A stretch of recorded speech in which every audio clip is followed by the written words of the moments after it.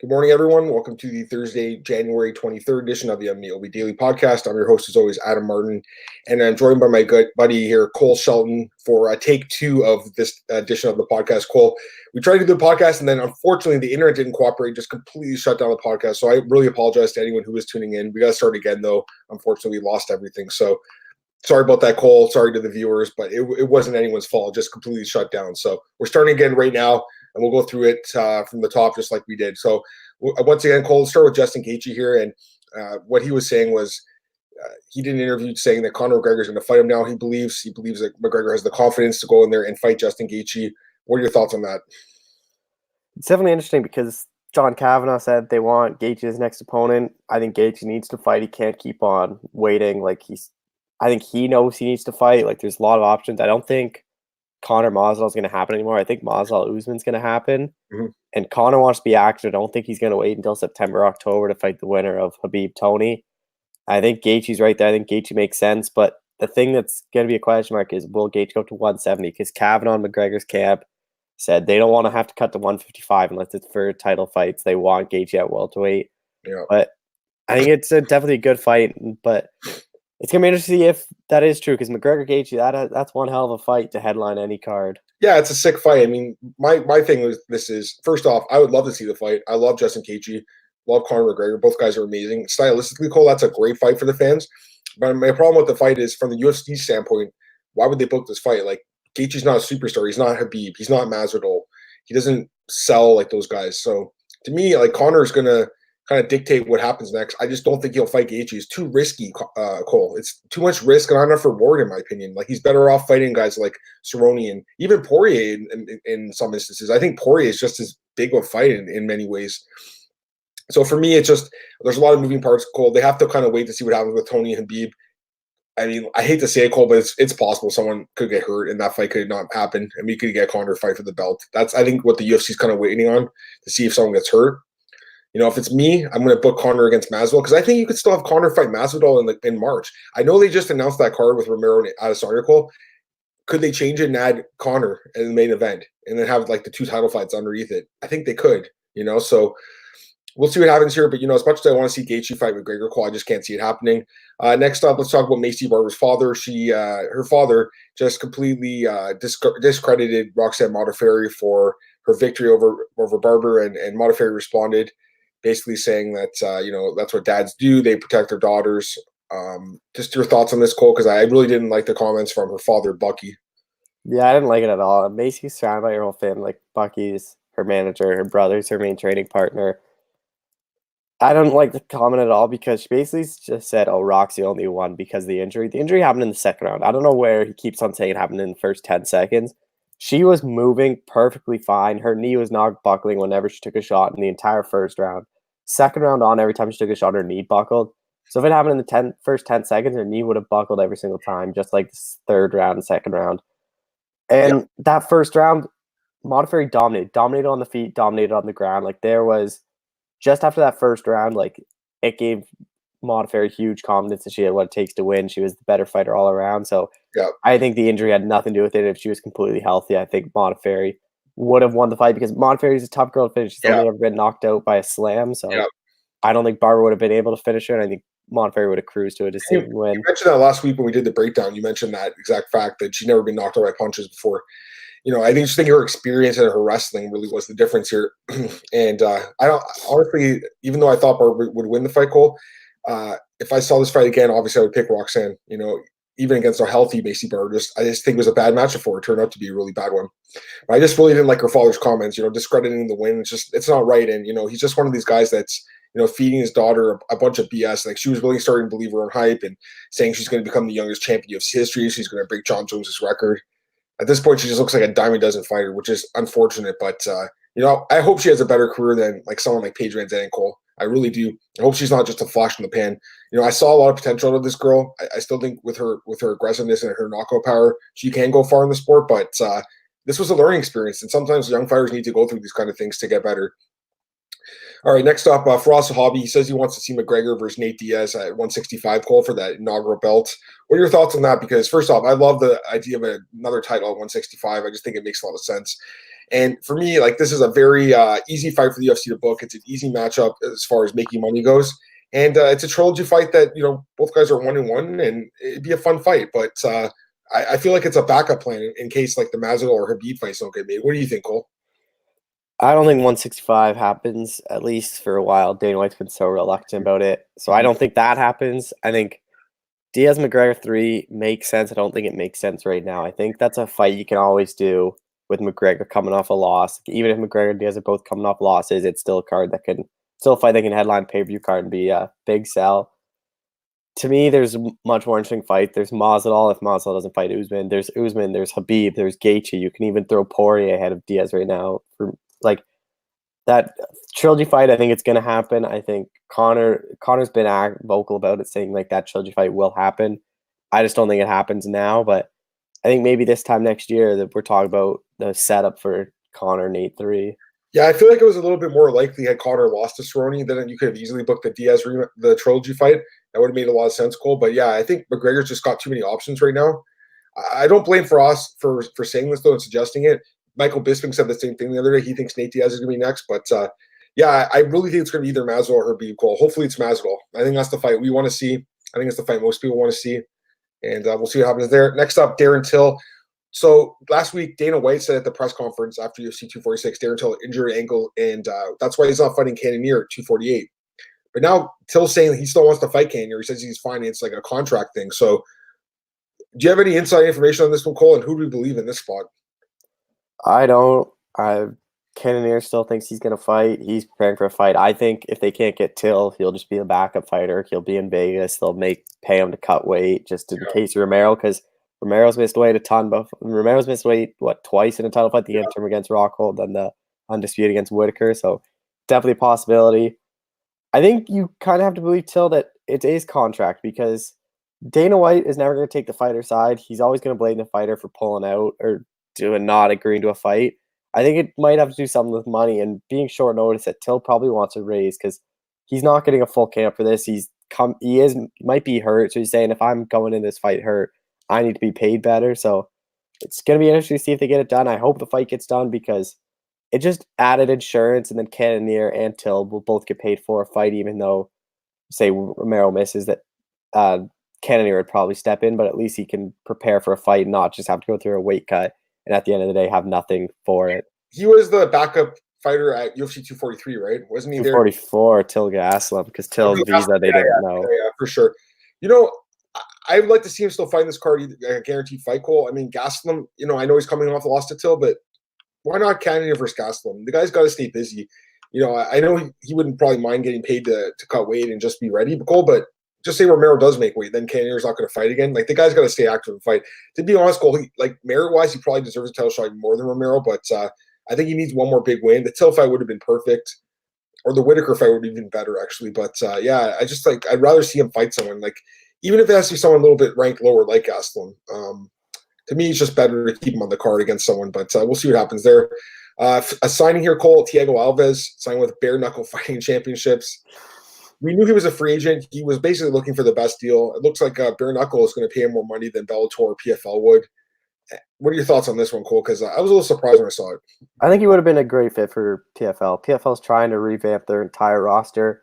I think it's the CEO or someone high up, or president, someone basically came out and said they're looking to turn over 50 to 75% of the roster, because they knew that was the problem. Season 1 was so hyped. Like, it was so good. Season 2, it was basically all the same fighters, except there was like about 1 or 2 new fighters in each division. You can't have that. I think you need to have the champ and the runner-up, and everyone else is completely new. So I think he would have been a good fit in PFL. PFL's welterweight division is one of the best. They have Roy McDonald. They have Cooper. Alves would have been a guy that probably wouldn't have won, but he's a name. You can always market it, former UFC title challenger. He's a guy people know that I think PFL should sign, but Bare Knuckle's going to be interesting. It seems like Bare Knuckle paid the most, so I don't know how much he is getting paid. I'm just surprised that they opened the purse here, because where are they getting the money from, Cole? Like, they must have some backers or something. Like, you know more about Bare Knuckle than me. Like, where's all the money coming from? I have no idea. I think they have a lot of sponsors. I know Feldman. I think he is a business guy, so I think he has a lot of money from his business, but they are signing a lot of people, but I think a lot of people they do sign are just unknown guys that they don't pay a lot. So I think that frees up a lot of money for higher up names. I'm just a little confused by this for Alves though, because like Cole, what's his best attributes? His leg kicks. Like he can't use them, right? His So best I'm a little his best game is kicking. So that's why like he wasn't a huge brawler. He wasn't a big puncher. It was kicking was his best thing. For what I read, like he wasn't getting the offers he wanted at MMA. Like I guess Bellator and PFL just weren't giving him the money the UFC did. But he said he was making over $100,000 a fight. Cole. He said he's been making 6 figures a fight for the last 10 years. So that's not disclosed, I don't think. But yeah, I guess that they just thought it wasn't worth it. And I guess bare knuckle did. Let's go to a question here from Marcus. Do you think Cerrone's performance and game plan for McGregor would have been better if Cerrone was still with Justin Wink? Maybe, man. I just think it was a bad matchup for Marcus, honestly, buddy. I just think that at this point of Cerrone's career, he's taking so much damage, Cole, fighting a fresh McGregor who was really motivated, really aggressive. I don't even think a camp change would have changed anything, Cole. What do you think? I don't think a camp change would have been prepared for those shoulder strikes. Like, who is trying to defend shoulder strikes? No one knows they're coming. And a broken orbital and nose. Right when that happens, your whole game plan kind of gets thrown out the window because there's a lot of pain in your face. Your eye's going to swell up because of the orbital. Like, and then he got cracked to the head kick right when they separated. Like, it was just so quick. And I don't think Cerrone. I think any coach could have been in there, and I think it would have been probably around the same result after those shoulder strikes. Yeah, I agree with you, Cole. Honestly, just to me, it was just a bad matchup. All right, speaking of matchup, let's get to some new fight announcements, Cole. And there's some pretty good ones here. Let's start with this one. I love this fight. I know Marcus does too, because I saw your tweet to Nick there yesterday, Marcus, asking about the line. Man, great fight here, Cole. Derek Brunson against Edmen Shahbazyan at UFC 248. This is a fight that I suggested myself. It just made a lot of sense looking at the rankings. Shahbazyan deserved to step up. Brunson's available. Brunson's like the gatekeeper to like the top 10 right now. Great fight, Cole. I love this matchup. I really favor Shahbazyan, though. I think he probably knocks Derek Brunson out in the first round. What do you think? Yeah, I'm really high on Edmen Shahbazyan. I've been really high on him for a while. I think this is a good step up. After Shahbazyan's fight, we both said Brunson makes a lot of sense. Brunson's only lost to a lot of the top guys. If you look who he's lost to, he's only lost to champions or title contenders. Like, I think Shahbazyan is that next guy in middleweight. I think he's a force at middleweight. I think he's going to land one of those head kicks, wobble Brunson, and finish him off via ground and pound. Just like the Whitaker fight, huh? Yeah, he's only 22, Cole. Like, this guy's a super prospect, man. It's funny because he trains under Edmen, who is just not a very well-liked and well-respected coach. But this kid looks like the real deal, man. He really does. And Ronda Rousey's retired now, but she's managing him. And I think she's going to help him out and give him the advice he needs to kind of get farther in his career. I think this kid's going to go the whole way, Cole. I really think he'll be fighting for the title before the end of this year or next year. I think he can get there. Does he beat Adesanya? I don't know. But I think he does beat some of the other guys in the top 10, Cole. I think if he fought Kelvin Gastelum, I think I'd pick Edmen right now, honestly. But I'd like to see him fight Brunson. It's the perfect step up, and then he can fight someone like Gastelum or Till, and then you can get up to the top guys like Whitaker, Romero, and then the champ. So I think he probably needs like 2 or 3 more wins, Cole. But this is a really good test for him. Brunson's a strong wrestler. He's a very gritty guy. He's able to but I just think that the chin's going to fail him here with Edmen's power. So that's my prediction for that, although we have till March to actually predict that fight. A rebooking here, Skelly versus Grant Dawson. That was supposed to happen at last week, I think, at 246 goal. And don't know exactly what happened. You can talk about that in a sec, but it's been rescheduled for UFC Norfolk next month.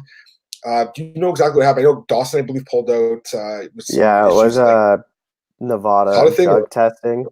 It was from the commission. They pulled it. It wasn't USADA related. That's why I can fight so soon. It was the commission didn't like something, or so. Okay. You still have to favor Grant Dawson. I favor Grant Dawson. The 246 fight. I still think he's gonna be able to beat Skelly. This is a tough test for Dawson, though. But I'm really high on Dawson. I think he'll get a win here. I feel the same way, man. I like these. These are the kind of matchups the UFC's really good at making, like prospect versus gatekeeper. Perfect fight. Next up here, Paige Van Zandt's hurt again, Cole. I woke up and I saw a Kambachi tweet about this. I don't speak Portuguese. I don't read it, but I saw the tweet and I was like, I'm pretty sure that says she's injured. Did the translation, and yes, she's hurt. So Amanda Ribas will now be fighting Randa Markos at UFC Brasilia in March. Just first, give me your thoughts on Paige Van Zandt getting hurt again, and then give me your thoughts on this fight. I wonder if the UFC just cuts her now. Like, I don't think so, man. They're going to force her to fight that last fight in her contract. Yeah, and now that they can't even force her to fight Barber because she's not going to wait that long to fight Barber. Because even if Barber lost, they could have said, "All right, you're fighting Barber now." Like, but or you know what, Cole Barber would have been better off fighting Paige. Yeah. you know, but it didn't happen. I think Paige was the one who turned it down, right? Yeah. Can't remember. But Anyways, give me your Markos and Ribas. you have to go Amanda Ribas. Randa Markos is just way too inconsistent. She beats a lot of girls you don't expect her to beat, and then she loses to a lot of girls you expect her to lose to. Like against Angela Hill, she submitted Angela Hill in the first round.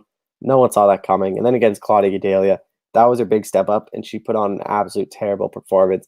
She didn't do much of anything. That was her shot to be a top 5 in the strawweight division. She's like a 500 fighter in the UFC. She just alternate wins and losses. I think Amanda Ribas smokes her here and gets a win. Probably a finish too. Yeah, I'm with you. Ribas looked great against Durr, man. She looked really good in that fight, strong.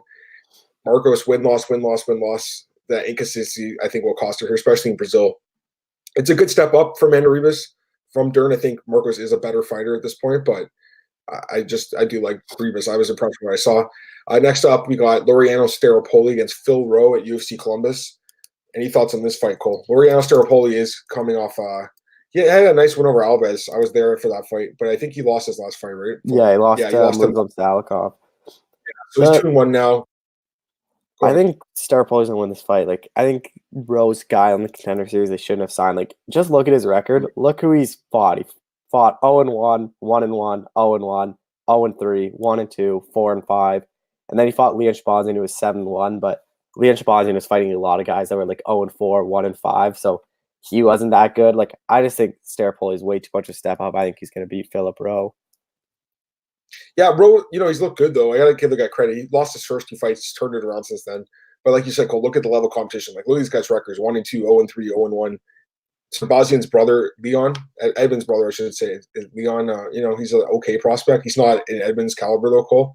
I do like Staropoli here, too. I'm just a little confused why it's in Columbus. I thought they would do this fight in South America.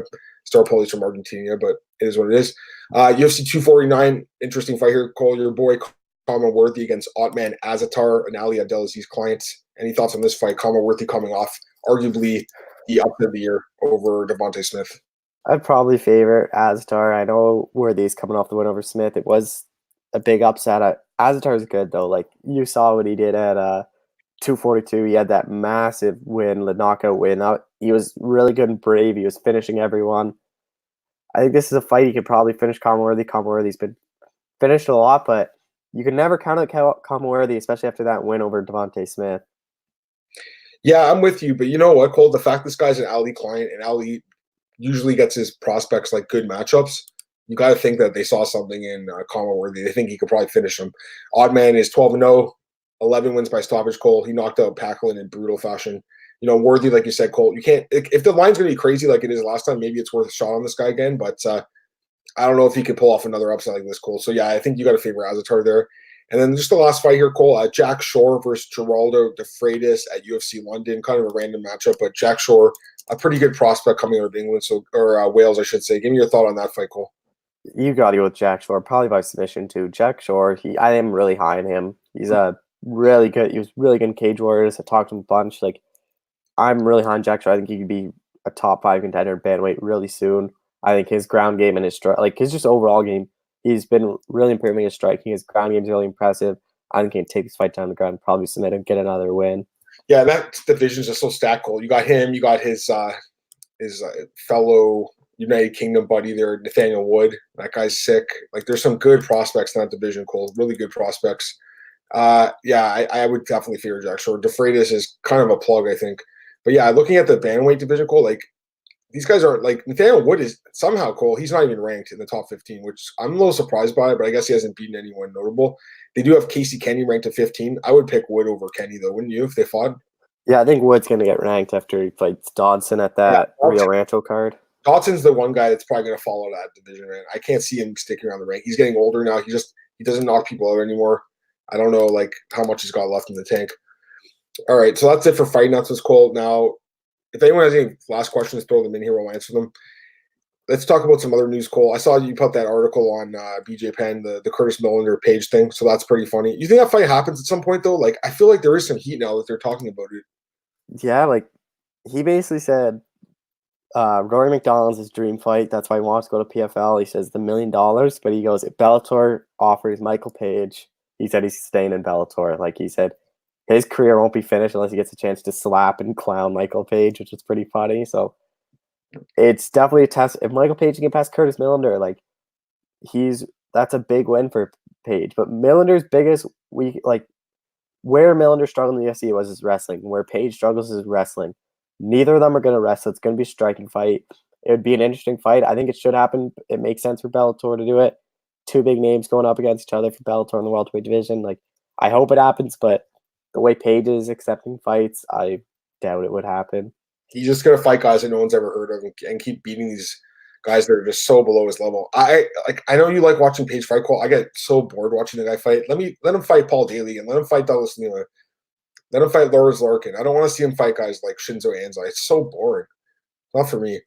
Uriah Faber, Cole, he says he's like uncommitted to fighting again. He says he did resign with the UFC. He's renegotiated his deal, but he's just not sure if he wants to fight again after the Peter Yan fight. I was there for that fight, Cole. He absolutely smashed in that fight. And really, Peter Yan should be fighting for the belt next, but we know what happened there. But yeah, I mean, Faber, 40 years old now, Cole, coming off a bad knockout loss. Does he fight again, Cole, or is this it? I think if he fights again, it's going to be Dillashaw when Dillashaw comes back from suspension. But I don't know if he ever fights again. Like if he beat Yan, that was a shot to get the title shot. He's so far back from a title shot. He's going to need like 3-4 wins, especially at bantamweight. I don't think he fights that long. I think he's just going to do big fights. Like if Cruz wants to fight him again, if Aldo wants to fight him, I think he's just going to be that. Like he'll be there for a big fight, but he's not going to be active. Like it might just be like once a year if Cruz or Aldo's coming up lost and say, hey, Faber, let's fight. I think he'll do it, but I think he's probably done. Yeah, I mean, the Cruz fight, the Dillashaw fight, those are the kind of the guys he was calling out. I don't know, Cole. Like, I know he looked good at Samoan. I got to give him credit for that, but the last fight was like, it kind of showed like where he's at compared to these younger, faster guys. Let's just do a few other things here. Mike Perry, Abe Caldwell was kind of defending him a little bit, just basically saying like, Mike Perry grew up in a different part of town, and we shouldn't, criticize the guy for his use of the N word. But I don't know if you can really defend it, Cole. As soon as I saw the headline and it said manager condones use of the N word, but he understands it. Like I was like, how could you even say "but" there? Like the guy was clearly in the wrong. Yeah, you cannot defend that at all. Like that's a word you never say. Absolutely, Cole. It's stupid. So Mike Perry is he's like a popular fighter, and I get it. And some people thought that was kind of funny. I thought it was just so tasteless, and I can't imagine he'd be actually making fans with that kind of a comment. So, Abe's job as a manager is to defend his client, but at the same time, I think in this case, he probably should just said, we condone the use of his language, and I've talked to Mike in private, and he's assured me he won't say that kind of stuff again on social media. But instead, he was kind of like, well, the guy's, this is where he grew up, and this is the kind of like life he's led. But I don't know about that, Cole. Love Kawa. Those guys are great. Mike Perry's a very funny guy, and he's a popular guy, Cole. But in this case, he was 100% wrong, and I just don't agree with it. And honestly, I don't think it was his first time saying it either. I remember he said something like a little while ago to Tyron Woodley, if I'm not mistaken. Yeah, and he claimed he's 2% African, so he can say it. So stupid. That's so dumb, Cole. So disrespectful. All right, Marcus, I would not be surprised to see if Uriah Faber waits for TJ for his next fight. Yeah, that's what Cole thinks. It's definitely a possibility. It'd be an interesting name. I mean, TJ's obviously a better fighter, but with the juice, Cole, without the juice, like, who knows, right? When is TJ coming back? Like, his suspension's up soon, isn't it? Next January. So, like, what? 2 years? I thought it got 1 year. Okay. Yeah. 2 years, eh? That makes sense. So, next January, huh? I thought it was 1 year for some reason. I don't know why I thought that. Let me double check here, bro. No, Cole, it says, okay, yeah. So you got a 12-month from the New York State Athletic Commission and 2 years from USADA. That makes sense now. Yeah, that's stupid that the New York gave him 1 year, Cole. That's so dumb. So he'll be eligible to return January 19, 2021. That could be the fight you see when you get back. It's unfortunate what this guy did to his career. He ruined his career, Cole. To me, he was like a lock to be a Hall of Famer one day. Like I really think he was that good, and I think that the drug test tainted his whole career, Cole. Because there was like rumors for a while that TJ was on the juice, and I think some of his ex-teammates said he was taking some stuff and they would come out one day and then we saw him get caught. So even in that lead up to the Garbrandt fight, Garbrandt said you were showing everyone at Team Alpha how to use EPO, and it's kind of funny that that's what he got caught doing, is maybe he was doing it for all those years. I agree. I didn't bring this up yesterday in the podcast, but there was the picture of floating around of David Brain, the former UFC middleweight, and you sent it to me and you're like, check this out, right? That guy's freaking juicing like crazy. I mean, I think he retired now, right? Like he got suspended. I don't think he's going to fight again. But my He God, fought somewhere in like Russia or something, and he lost. did he? Oh man, he's bricked up though, eh? Oh Like, yeah. did he actually fight? Oh my God. Oh, he did. He fought Shlemenko. I didn't even see that. Yeah. Last month. I did not even see that fight. Okay. He fought Shlemenko and lost by submission. I thought, okay, so he's been suspended. He won't be fighting in the States again. Maybe Ryzen signs him just for like a joke fight, but A free he is juiced up to the max. Oh, he is. He absolutely is. And we already knew he was, but now this picture is hilarious. Anyways, any other news you want to talk about, Cole, before we get out of here? Anything else? No, I think that's everything. All right, Cole. Plug your stuff and let's get out of here. Twitter, @ColeShaw91. Milliner page things up with BJ Penn. Fighter picks for Cyborg Bud will be up soon. Yesterday, the fighter picks for Dos Santos Blades. Everything else is always on my Twitter. Cool. Thanks, Cole, for joining me today, man. As always, on short notice. And then for me, guys, check me out on Twitter @MMAdamMartin, and the podcast is at my home, MMAOddsbreaker.com, and also check me out at BJPenn.com and MMARings.net. I will be back tomorrow for the Friday edition of the podcast. Until then, guys, have a great Thursday, and we'll talk to you soon. Once again, Cole, thanks for joining, buddy. Guys, have a great day. See you soon. Bye.